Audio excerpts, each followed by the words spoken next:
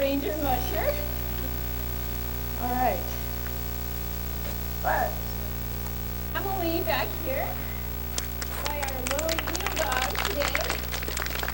And of course the dogs need all that support from the kennel staff who take care of them and feed them and make sure they're doing all right. Well, let's talk about these dogs now that they're up in front of us. And the two dogs up here, these are the lead dogs today.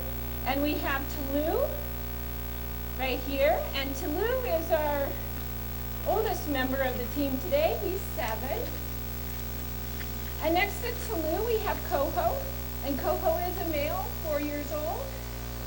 Lead dogs, of course, are important because we want them to take charge, take direction, not be looking back to see where they should be going, all that. And so, lead dogs. Behind the lead dogs, we have what are called swing dogs. And in swing position today, we have Tor over here. And Tor is a male who's 6. And we also have Kokani. And Kokani is a female. She and, yeah, these two are siblings, Coco. So they're both 4 years old. Swing position is important because those lead dogs usually know where they're going and they want to get there. They're excited. Sometimes they can take a corner maybe a little too tight for the musher and the sled that's following behind. So those swing dogs help swing that turn around so you're not getting too tight so that the sled tips over.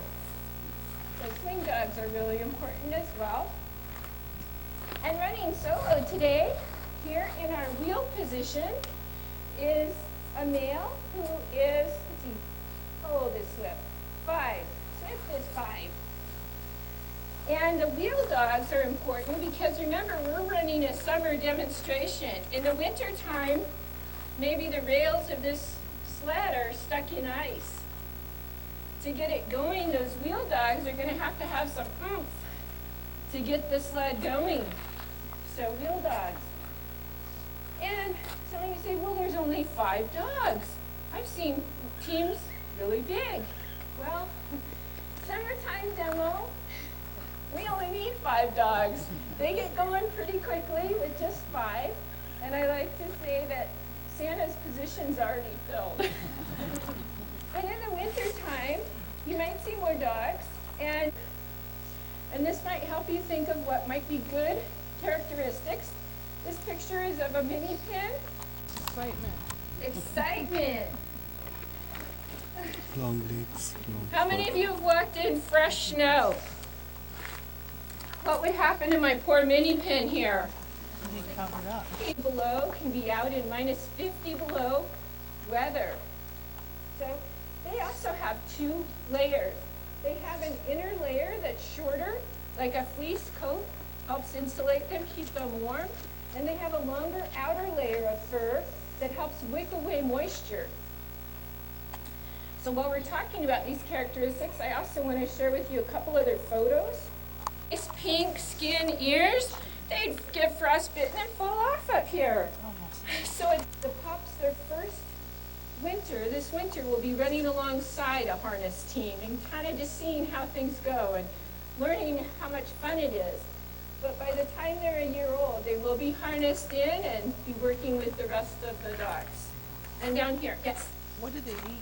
Dry kibble food called Caribou Creek Gold.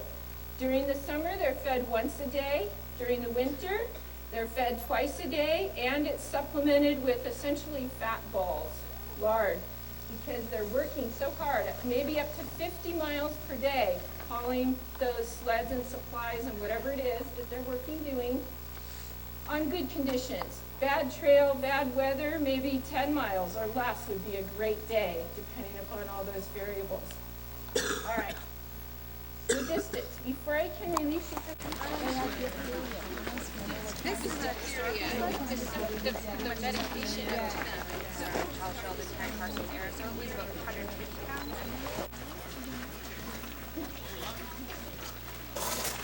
How sad you feel like Go on. that. Go on. Look. Oh. I'm like Doki Dino.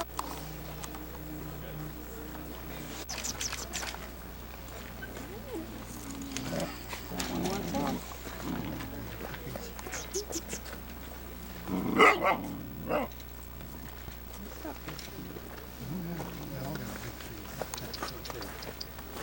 are cushy buggers over there. Not at their mom or?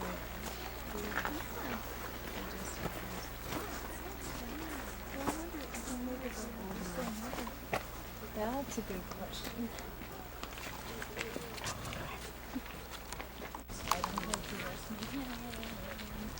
Yes, you do.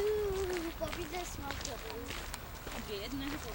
What we have here is a road that pre-existed to 1980 and the declaration. What do we mean by wilderness?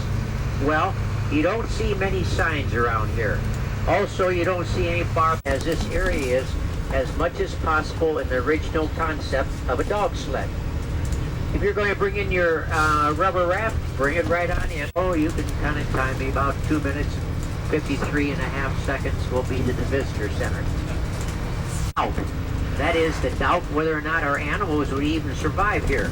The mention of market hunters, we all have to eat, and back at that time we had the miners, and we had the trappers, and we also had the gold folks here that needed to eat, and so it was logical to assume that people would go out and make money by hunting the meat of the animals that were here. And when Charles Sheldon came here in 1907, he came to realize that sooner or later we wouldn't have any more animals. Characteristics of what existed then and still obviously do today.